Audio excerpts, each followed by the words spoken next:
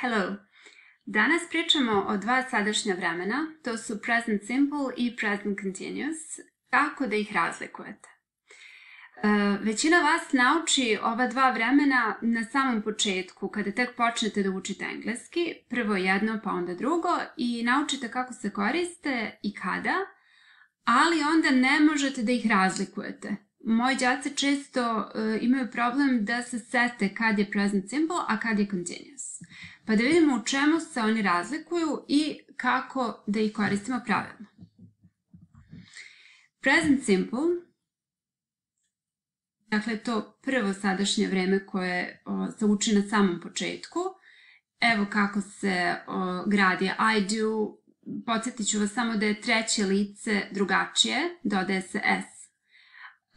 I do, I play, I live i tako dalje. Ovo vreme se koristi za radnje koje su uvek tačne, odnosno za činjenice. Evo ovdje imamo jedan primjer. Water boils at 100 degrees Celsius.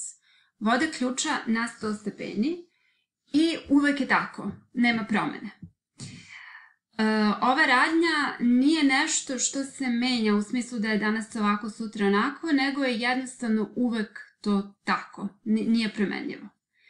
Za razliku od present simple tense-a, present continuous se koristi za radnje koje se dešavaju u trenutku govora. Prvo kako se gradi. Podsjetit ću vas da imamo glagol to be i ing oblik.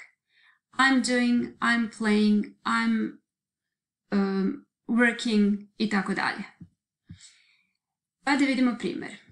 The water is boiling, can you put the spaghetti in? Voda ključa, možeš li da ubaciš špagete? Voda ključa sada. Mi pričamo o sadašnjem trenutku, to je nešto što se dešava u trenutku dok mi o tome govorimo i očigledno je radnja koja ne traje dugo. To bi bila prva razlika. Sad ćemo da vidimo dalje. Ovdje imamo dakle present simple za radnje koje se uvek koriste, uvek dešavaju u smislu da se nešto tipično dešava u neko određeno vreme ili na neki način. I always get hungry around 6. Uvek ogladim oko 6. Ovo se uvek dešava u neko određeno vreme, liči pomalo čak na neku naviku, nije baš klasična navika u pitanju, ali je definitivno nešto što se ponavlja. Vidjet ćete za present simple je vrlo karakteristično da su to radnje koje se ponavljaju. Present continuous, I'm getting hungry, let's have lunch. Ogladnila sam. U ovom slučaju je radnja koja se polako menja, u smislu da, evo, ja sad postajem sve gladnije i gladnija. Ovo nije nešto što se uvek dešava ili što se ponavlja, odnosno ne ponavlja se u neko određeno vreme, nego je radnja koja se dešava upravo sada i, dakle, sada je opisujemo. Možda će vam biti jasnije sa drugim primjerom. It's getting dark. Smrkava se. U ovom slučaju ova radnja se postepeno menja. Znači sada je, eto, nije sasvim dan, smrkava se, a na primjer za pola sata će već biti u potpunosti mrak. Dakle, u pitanju je radnja koja je promenljiva, menja se polako, postepeno i to sada u ovom trenutku dok o njoj govorimo i u nekoj bližoj budućnosti. Idemo dalje. Treća upotreba. Present simple se koristi za situacije koje dugo traju, koje posmatramo kao nešto stalno. I work in a bank. Ovo je rekla osoba koja radi u banci u smislu da je to njen stalni posao. To nije neko ko radi u banci 2 meseca, mesec dana. To je neko ko je to izabrao kao karijeru i najvjerovatnije planira da nastavi da se tim bavi u nekoj bližoj ili možda i daljoj budućnosti. Recimo imamo situaciju da sad ta osoba hoće da promeni posao. On će onda reći drugačije, na drugi način će se izraziti. Reći će I've been working in a bank for 6 years, but now I want to change my job. Znači, izrazit će se na ovaj način zato što je akcent na tome da sad on menja posao. On je trenutno u nekakvoj vrsti prelaza između dva posla. Ali ovaj koji kaže I work in a bank, on nema nameru da menja posao. Znači, on radi u banci i to je za njega nekakva situacija koja je stalna. Nešto što se neće uskoro promeniti. Da vidimo I'm working in a bar. Ovo je rekao verovatno student koji privremeno radi u kafiću. U njemu je to letnji posao, on nema nameru da se ovim duže bavi. Ili možda neko ko sad privremeno radi na nekom mestu, ali traži neki drugi posao. Znači, ovaj neko ko je ovo izjavio, on nema nameru da ostane tu da radi recimo narednih 5 godina. Tako da je to privremeno stanje. Sljedeća upotreba.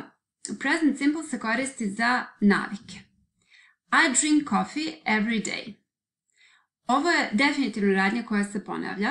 Znači, evo još jedan put, present simple se upotrebljava za radnje koje se ponavljaju. Umesto every day može da stoji every month ili every year ili often, sometimes. Uglavnom neka vremenska odrednica koja vama govori da to je nešto što će se ponoviti i već se ponavljalo. Dakle, ovo nije neki sad izolovan slučaj, nego ova osoba pije kafu svaki dan. Znači, ovo je njena navika. Ako kažemo I'm drinking too much coffee these days, opet pričamo na neki način o nekakvoj navici, ali ova navika je privremena navika. Ja trenutno ne pijem mnogo kafe, ali sad je ispitni rok i sada recimo pijem 3 šolje dnevno. I kažem I'm drinking too much coffee these days. Obratite pažnju da je present continuous, da je opet nešto privremeno. Znači za ovo vreme je karakteristično da su radnje koje su privremene u pitanju. I opet ovdje imamo these days što nam govori da se ne dešava u nekom dužem periodu. Ako dodate ovdje always, znači koristite present continuous i koristite always, onda je u pitanju često nešto što nas nervira. Naprimjer, she's always shouting at you. Ona uvek viče na tebe.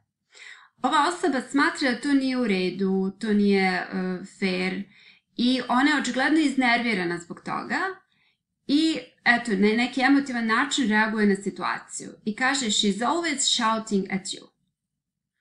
Tako da to je kombinacija present continuous i always. I posljednja upotreba za danas. Present simple i present continuous mogu da se koriste i za budućnost, ali samo u nekim određenim situacijama. Present simple se koristi za radnje u budućnosti kada pričamo o nekom rasporedu, redu vožnje, nešto što se dešava po utvrđenom redu. My train leaves at 11. Dakle, voz kreće u 11. Ovo je po redu vožnje koji je već unapred određen. Ili, na primjer, bioskopski repertoar. The movie starts at 8. Dakle, opet je u pitanju neka radnja koja se ponavlja. Ali present continuous se koristi za dogovore. U ovom slučaju je opet, dakle, buduća radnja. Evo daću vam jedan primjer. What time are you meeting John? Kada se nalaziš sa Johnom? John i ja smo se u ovom slučaju dogovorili unaprijed da se nađemo u neko određeno vreme na nekom mestu i u ovom slučaju, znači u pitanju neki dogovor, možemo da koristimo present continuous i možemo da ga koristimo za budućnost. Dakle, upamtite da je present continuous za budućnost samo ako pričate o nekom dogovoru. To bi bilo sve za danas. Ako imate pitanja, pišite mi slobodno. Ćao!